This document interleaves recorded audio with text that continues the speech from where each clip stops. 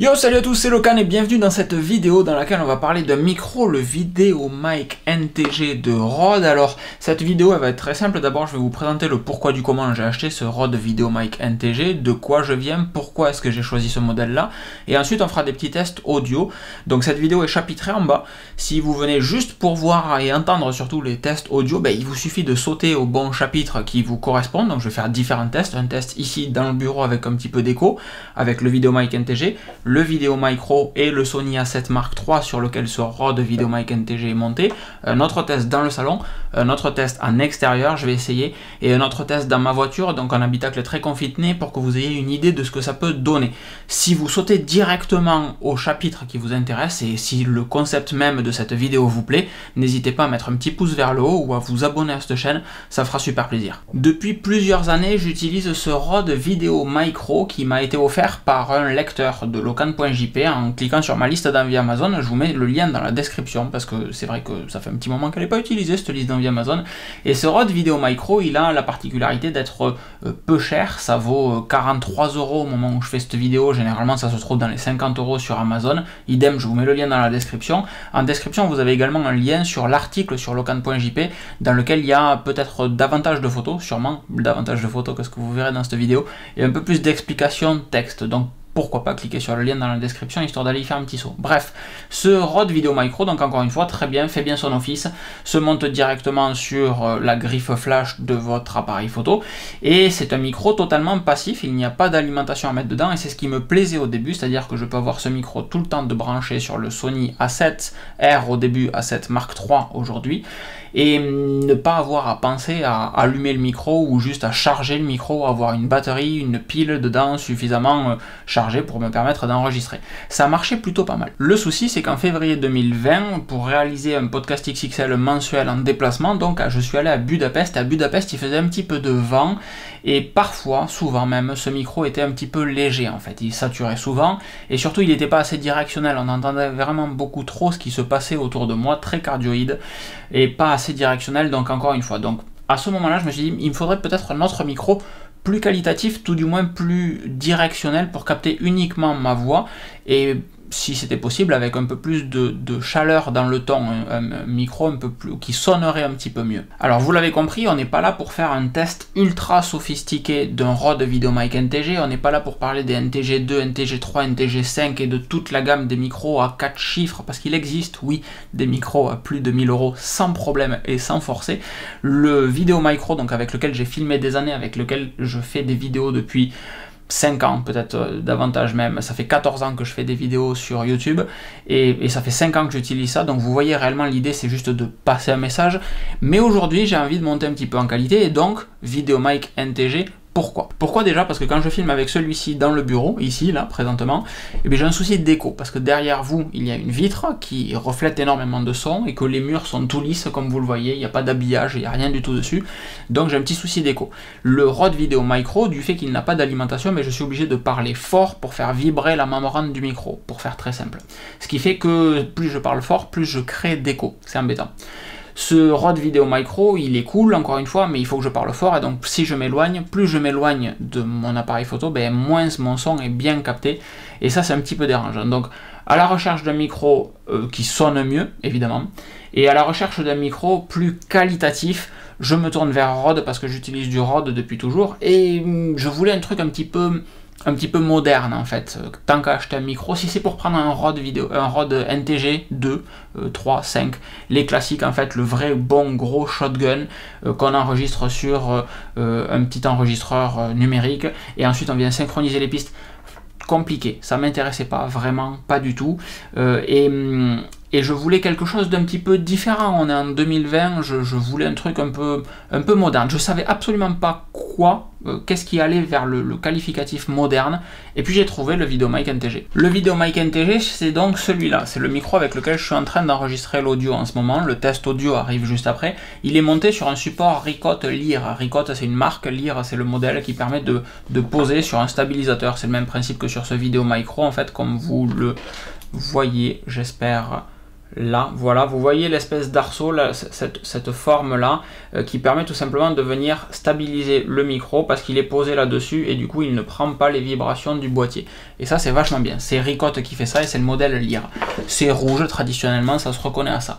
Il y a également la possibilité d'avoir à l'arrière, ici, sur cette partie-là, clac, cette partie-là du micro, en fait, c'est un potentiomètre que vous allez pouvoir venir tourner pour augmenter ou baisser la sensibilité du micro. Donc très intéressant en fonction des milieux, tant que ça reste normal. Vous avez cette petite connectique qui est tout simplement un mini jack 3,5 qui sert à la fois d'entrée micro, c'est le cas actuellement, ou de sortie audio quand vous allez utiliser ce micro via la prise USB-C qu'il y a de l'autre côté et qui permet de l'utiliser comme un micro externe sur votre Mac par exemple ou votre ordinateur quel qu'il soit. Vous allez pouvoir brancher votre casque dans cette prise micro mini jack 3,5 qui est une prise micro donc et une sortie audio en même temps pour avoir le retour audio dans les oreilles. Ça c'est classe, ça c'est moderne, de l'USB-C. Il n'y a pas de pile, c'est une batterie, c'est-à-dire que vous allez pouvoir charger la batterie en USB-C et vous allez avoir jusqu'à 30 heures d'enregistrement avec la batterie intégrée dans le micro. Le micro est construit en aluminium, il est très solide quand vous le prenez en main, il y a réellement cette sensation de solidité, de durabilité du matériau. Et ça c'est intéressant puisqu'encore une fois je filme depuis presque 5 ans avec ce micro là, pas tant que ça mais bien 3-4 ans avec celui-ci. J'ai pas envie de changer de micro tous les 4 matins, ça m'intéresse pas. Un micro comme ça vaut 300 €, quand un micro comme ça en vaut 50. J'ai pas envie d'en changer tous les matins, c'est pas mon taf. C'est un loisir, c'est une passion de faire des vidéos et de partager des choses avec vous. Donc je veux quelque chose qui soit facile à utiliser et durable. Celui-là est facile à utiliser. Pourquoi? Parce que dès qu'il est branché, dès que l'appareil photo qui filme va s'allumer, eh bien le micro lui aussi va s'allumer automatiquement. Plus d'oubli de j'ai pas chargé mon micro, j'ai pas allumé mon micro et de piste audio totalement blanche. Là, ça s'allume automatiquement et la recharge se fait en USB-C avec 30 heures d'autonomie. Aucun problème de batterie. Et pour la suite du test, il va bien falloir à un moment que je vous montre à quoi ressemble ce micro. Donc vous vous doutez qu'on va commencer le test audio et que quand je serai avec le Rode VideoMicro, on va optimiser le temps où je vais vous parler pour que vous écoutiez la qualité audio du VideoMicro et du Sony A7 Mark III en direct sans aucun micro. Et à ce moment-là, je vous montrerai le Rode VideoMic NTG, à quoi il ressemble, très simplement. On attaque donc en direct avec le A7 Mark III ici directement. Aucun micro n'est branché dessus, c'est le micro interne. Je suppose qu'il y a plein d'échos, je n'ai pas écouté ces pistes audio, je les tourne en même temps et je mettrai la conclusion de ces pistes audio dans l'article qui est lié dans la description. Voici donc à quoi ressemble le Rode VideoMic NTG. J'enlève la petite bonnette, car oui, la petite bonnette s'enlève. La construction ici du tube est la même que celle du Rode NTG 5, le haut de gamme de la gamme NTG de chez Rode. Donc c'est censé nous faire dire waouh, il a le même micro que le Rode NTG 5. Non, les trous sont les mêmes, le châssis sensiblement est le même. Évidemment, ce n'est pas le même que le Rode NTG 5 qui vaut beaucoup plus cher. De mémoire, je crois que c'est dans les 800 balles un NTG 5. Donc voilà à quoi ressemble ce VideoMic NTG d'un œil extérieur très simplement. Et je vous propose de passer au Rode VideoMicro qui est ici, pour continuer la suite de la présentation. On continue donc avec le Rode VideoMicro qui est monté dessus avec sa petite bonnette. Donc voici à quoi ressemble le VideoMic NTG, ça je vous l'ai déjà montré. Cette prise ici, clac, c'est la prise micro. Ce que j'aime beaucoup, c'est le fait que la griffe flash, en fait, se règle sur 2 vis. Alors j'essaye de vous montrer en même temps que je regarde mon écran de retour. Tout est en aluminium, sauf le Ricotte Lyre, évidemment. C'est-à-dire que vous allez venir visser sur votre flash avec ça, et vous allez venir visser le châssis du micro avec la vis supérieure. Et ça fait partie des trucs que j'aime bien, c'est que le micro peut s'avancer ou se reculer sur la griffe, c'est-à-dire que si vous êtes comme moi par exemple quand vous partez en voyage, vous voulez avoir le micro toujours monté dessus parce que vous allez faire et des photos et des vidéos, ben vous le mettez au maximum vers l'avant, comme ça quand vous allez mettre l'œil dans votre appareil, et ben vous prenez pas le micro dans la tronche. Si vous filmez avec un ultra grand angle et que vous n'allez pas faire de photos, ben vous pouvez le reculer quasiment au maximum, comme ça ben vous verrez pas le haut de votre micro dedans. Et ça c'est le petit détail qui est vraiment super sympa. Je revisse un petit peu ça. Les passages de câbles qui sont également, clac, j'essaye de trouver ici à l'intérieur, vous voyez, ce câble là, il est un petit peu plus épais de telle sorte qu'il puisse venir passer dans les petites encoches ici et éviter d'avoir un câble qui se balade dans tous les sens. Le câble est également très épais. Ce qu'il y a de très sympa, donc la prise USB-C de ce côté là, côté opposé donc. Ici le gain qui est réglable en bas de votre Rode VideoMic NTG. Donc moi quand je filme entre 7 et 8. Généralement je suis à 8 pour le volume auquel je parlais jusqu'à maintenant. La vraie grosse différence, c'est que quand je filme avec le VideoMic Pro, je suis obligé de parler un petit peu plus fort, chose que je ne fais pas là. Alors qu'avec le VideoMic NTG, je peux parler fort ou moins fort, près ou plus loin, et le micro va automatiquement s'adapter. Parmi les trucs très sympas, vous avez la possibilité ici, donc j'allume mon micro, s'il veut bien, puisque du fait qu'il s'allume tout seul, je vous cache pas que j'ai été très feignant à chercher comment il s'allume.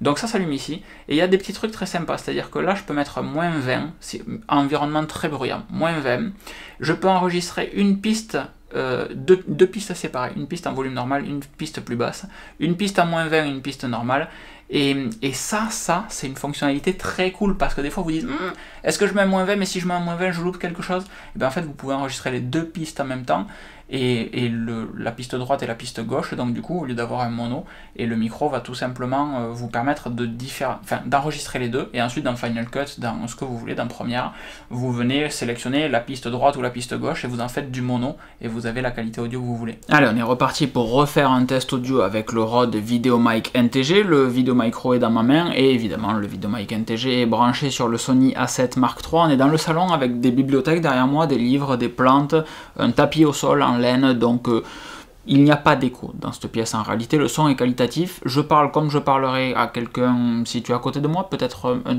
tout petit peu plus fort, puisque je suis quelqu'un qui parle pas trop fort en général, mais non, définitivement ça serait le volume avec lequel je parlerai. Alors parmi les options disponibles sur ce Rode VideoMic NTG, vous avez également deux filtres passe haut pour couper les fréquences inférieures à de 75 Hz, et un autre pour les fréquences de 150 Hz, qui seront utiles si vous filmez dans ces endroits où il y a un petit peu de vent, par exemple, pour venir enlever tous ces qu'il peut y avoir en bas du spectre audio que vous allez enregistrer. C'est activable tout simplement avec un bouton qui y a sur le dessus, et je vous propose de couper pour revenir au A7 Mark III. Voilà, donc on est reparti, on refilme au A7 Mark III. J'essaye de garder la même intensité de voix entre les différentes vidéos qu'on fait, sinon ça fausse un petit peu tout. Donc comme je vous disais, le filtre passe haut est disponible ici en appuyant sur ce petit bouton là. Vous avez un 75, un 150, et vous avez la possibilité également d'augmenter les hautes fréquences si j'en sais rien. En fait, je vois pas dans quel scénario vous pourriez vouloir augmenter les hautes fréquences, mais si vous voulez le faire, vous pouvez le faire en appuyant sur ce petit bouton là. Bon, il n'y a pas de propos, on continue d'enregistrer au A7 Mark III, donc je passe au VideoMic Pro. Ce que je vous montrais tout à l'heure, on est encore une fois au VideoMic Pro maintenant, ce que je vous montrais tout à l'heure, je vais vérifier. On est maintenant au Rode VideoMic Pro. Ce que je vous montrais tout à l'heure, c'est ici la possibilité de baisser en fait le volume d'enregistrement de moins 20 dB, donc en appuyant là encore une fois. Si j'appuie une deuxième fois, ça va activer le channel de backup en fait, c'est-à-dire que ça va enregistrer une piste normale et à côté une piste avec moins 20 dB de volume. Vous me dites, mais c'est la même chose que le moins 20 du début, alors pourquoi il existe cette option qui active les deux? Tout simplement parce que le moins 20 du début, c'est ce qu'on appelle un pad, c'est-à-dire que ça vient réellement protéger la capsule d'enregistrement de telle sorte que le volume enregistré, enfin que la capsule ne distorte pas, ne fasse pas de distorsion. Le deuxième mode, le fait d'avoir un fail-safe channel, ça va tout simplement baisser le volume de sortie, c'est-à-dire que le volume enregistré sera baissé de moins 20 dB pour avoir un channel qui saturera moins. Mais si l'enregistrement initial n'est pas bon, ben vous vous retrouvez un petit peu marron. Donc dans les environnements, un concert de rock, les environnements vraiment imprévisibles, il est conseillé d'activer les deux, c'est-à-dire que vous allez baisser le channel de base de moins 20 dB et vous aurez un channel de backup à moins 20 dB également par rapport au channel normal. Ça, c'est quand même pas idiot. Alors en ces temps de Covid, une des seules solutions que j'ai pour enregistrer de l'audio en extérieur, c'est d'être sur mon petit balcon de 2 mètres carrés. Donc je me suis fait avoir dans le plan d'enregistrement précédent, puisque je voulais vous parler de la fonction pad, de la fonction safety channel. J'ai activé les deux sur le plan précédent et en réalité on n'entend plus grand chose puisque je parle normalement comme maintenant, et j'avais pas forcément envie de m'amuser à refaire une séparation de mon plan stéréo pour refaire un double mono par la suite. Bref, Aujourd'hui, là maintenant, on filme au Videomic NTG. Il y a des petits oiseaux qui gazouillent, un enfant qui court dans des feuilles à côté. Et l'idée, c'est de voir si le son est relativement directionnel par rapport au Sony A7 Mark III qui va arriver après ou au Vidéo Micro qui va arriver après. Petite explication sur le pad et sur la Safety Channel. La Safety Channel enregistre deux canaux, le canal gauche en normal, le canal droit en moins 20 dB. Mais c'est le canal de sortie, c'est-à-dire que tout est enregistré et la sortie en fait est baissée en volume pour éviter que ça sature. Le pad en fait, le moins 20 dB, quand vous allez l'activer, ça va physiquement au niveau du circuit en fait empêcher que la capsule ne sature elle-même. Donc ça peut être très utile quand vous allez enregistrer une source sonore qui est loin, un concert de rock encore une fois par exemple, ou quand vous allez faire un podcast et parler très près du micro ou parler trop fort en fait. Vous avez un petit voyant rouge qui va s'allumer pour vous dire attention, là il faudrait peut-être activer le pad. Vous activez le pad si le micro vous l'indique tout simplement, et activer le pad et la Safety Channel vous permettra d'avoir une capsule qui ne va pas saturer parce que d'un point de vue électrique entre guillemets la capsule sera protégée, et vous aurez en plus, si à un moment dans l'exemple de votre concert de rock le concert est enregistré à moins 20 dB et la foule pète un plomb à un moment, ben vous avez une deuxième piste encore un petit peu plus basse qui vous permet justement de récupérer de l'audio à ce moment là. On passe cette fois-ci au Sony A7 Mark III tout seul à l'extérieur. Alors sur l'enregistrement précédent il y avait un petit enfant qui jouait avec un camion manifestement. Là il y a des sons en arrière-plan, il y a des voitures qui passent, etc. Il y a des pétards, des fusils, je sais pas ce que c'est en fait, on est à Toulouse, c'est n'importe quoi. Et voilà, donc c'est juste un enregistrement avec des petits oiseaux derrière que vous devez vraisemblablement entendre gazouiller, puisque les micros du A7 Mark III ne sont absolument pas directionnels. Au moment où je tourne ça, je n'ai toujours aucune idée de savoir si l'enregistrement précédent avec celui-ci était réellement aussi bon que je le pense. Donc peut-être que je passe pour un gros débile. Enregistrement au Rode Video Micro avec un enfant qui marche dans des feuilles à côté. Le volume de ma voix n'a pas changé depuis tout à l'heure. Il est nettement plus bas que ce que j'enregistre en intérieur, puisque j'ai potentiellement des voisins avec des fenêtres ouvertes et que je ne veux pas faire chier tout le monde. Par contre, encore une fois, le Rode Video Micro est très cardioïde, donc je pense que le son autour, l'enfant qui marche dans les feuilles au début, j'aimerais bien qu'il se remette à gazouiller de telle sorte que vous entendiez du son autour. Vous entendez vraisemblablement les oiseaux, peut-être les voitures qui passent au loin, c'est pas sûr parce que moi je les entends à peine. Attention, bruit de feuilles maintenant, et ça normalement c'est capté un petit peu plus fort par le Rode Video Micro que par le Rode Videomic NTG. On fait un petit test dans la voiture et on testera lui branché directement au MacBook Pro. J'espère que vous êtes prêts à vivre un moment absolument fabuleux puisque nous sommes dans mes toilettes. Voilà, parce qu'en fait je n'ai pas les clés de mon véhicule, c'est plutôt pas mal. Donc je sais que je me suis engagé à tourner dans la voiture, mais le truc qui se rapproche le plus d'un habitacle confiné, ça reste quand même des toilettes. Même si dans une voiture il n'y a pas autant d'écho qu'ici, ça sert à rien de faire beaucoup plus long. Ça c'était le Rode Videomic NTG. Ça c'est sensiblement le même enregistrement mais avec le Sony A7 Mark III et aucun micro dessus. Alors ça a de ça très perturbant que, encore une fois, depuis des années, je filme avec un micro monté sur la griffe flash de mon appareil photo, et que là, il fait tout petit mon appareil photo quand je filme sans micro sur sa griffe flash. Et là, même chose, même enregistrement, mais avec le Rode Video Micro monté sur le Sony A7 Mark III. J'ai aucune idée de ce que ça peut donner, évidemment, et le plan d'après va être assez bizarre puisqu'on va filmer avec la caméra de mon avec la caméra de mon MacBook Pro, pardon, et enregistrer l'audio également avec le Videomic, voilà, branché directement au MacBook Pro. C'est le moment où je vous propose de faire un enregistrement avec ce petit micro branché directement en USB sur le MacBook Pro. Alors, la situation est particulière puisque je filme là, et alors que pourtant j'ai l'habitude que la situation mobile elle soit dans ma main, donc j'ai tendance à vouloir tourner pour vous montrer un truc, sauf qu'en fait ça ne change rien puisque vous êtes en face de moi. Donc je peux vous montrer la différence avec le fait de tourner le micro quand on est en train de parler. Là le micro est évidemment opposé à ma voix par exemple, et puis là le micro revient vers ma voix tout naturellement. Je n'ai aucune idée de ce que ça a pu donner quand j'ai changé l'emplacement du micro, mais je fais le test en même temps et je me dis que même pour moi ça peut être intéressant de savoir si un micro placé en bas fait un son sympa par rapport à un micro placé devant ou un micro placé au-dessus quand je vous parle à vous. La différence essentiellement résidera dans le fait qu'on tourne le micro et que le micro étant quand même assez directionnel, le son sera de meilleure qualité quand le micro est pointé vers moi. Voilà tout. Bon, je sais pas vous, mais moi ce test du VideoMic NTG a fini de me convaincre alors que je l'ai acheté et que je l'aimais déjà, mais j'ai jamais fait un test aussi exhaustif que ce que je viens de faire pour vous. Les seuls tests que j'ai réalisés, ils étaient rapidement VideoMicro versus VideoMic NTG, mais je me suis pas amusé à faire toutes les scènes qu'on a fait actuellement. Et en fait, ben, le son est vraiment meilleur. La grosse différence, elle est en extérieur. En fait, j'ai l'impression d'avoir le micro juste ici quand on écoute l'audio qui sort du VideoMic NTG, alors que quand on filme avec le VideoMicro et le Sony A7 Mark III, on a la sensation que le micro est super loin, il y a beaucoup de bruit de fond, etc. Vraiment, la différence est choquante. En intérieur, évidemment, c'est très bon également.